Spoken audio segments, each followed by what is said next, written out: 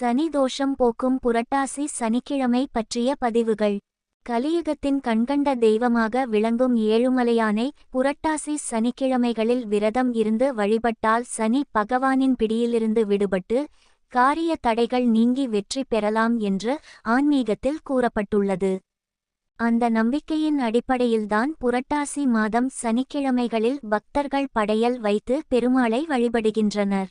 கர்ம பலன்களை அழிக்கும் சனி பகவான் கன்யா மாதம் என்று சொல்லப்படும் புரட்டாசி மாதத்தின் சனிக்கிழமையில் பிறந்தார்.